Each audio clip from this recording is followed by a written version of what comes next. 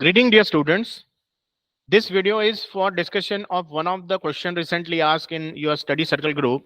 The question was based on the topic of gravitation. The question read like this. A ball is projected vertically upwards with an initial velocity of u, goes to a maximum height of h before coming to the ground.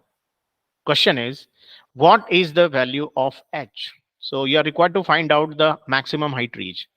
As a matter of direction, we are going to consider upward direction as positive, because while solving the numericals in physics, you know that we are more concerned about the directions. So the direction is very simple. You can regard it just similar to our coordinate system. The coordinate system consists of the two axes, x-axis and y-axis. The vertical direction we treat as positive, and the below x-axis we considered it as negative. The right side to the origin on x-axis we consider positive, and left side we consider as the negative. So with this we proceed. It is given that initial velocity is u.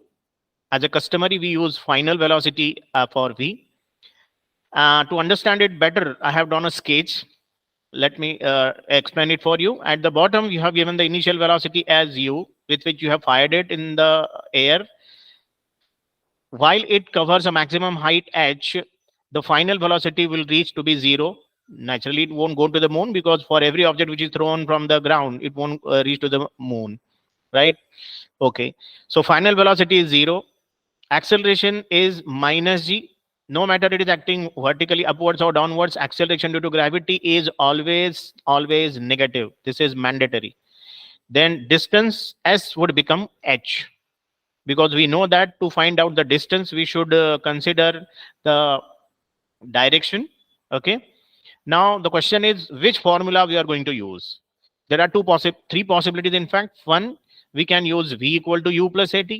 We can use s equal to ut plus half at square, or we may use v square equal to u square plus twice s. Now let's go one by one. Is v equal to u plus at of use? No, because we have not given any evidence of the time as such. Second formula, s is equal to ut plus half at square, can not also be used, because there is no traces of time given in the question. So based on the given information in the question, the only equation which is useful here is v square equal to u square plus twice s. We have rearranged slightly it as v square minus u square equal to twice s.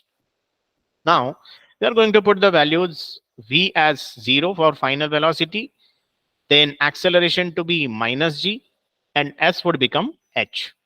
So cancelling negative sign on both the sides and solving it further, you will be getting u square equal to twice gh. As the equation for h is expected, we will rearrange it for h. So what would have is h is equal to u square upon 2g. So maximum height reached is u square upon 2g, which is the answer to this question. Hopefully this video will be useful for all such kind of the discussions. Thank you very much.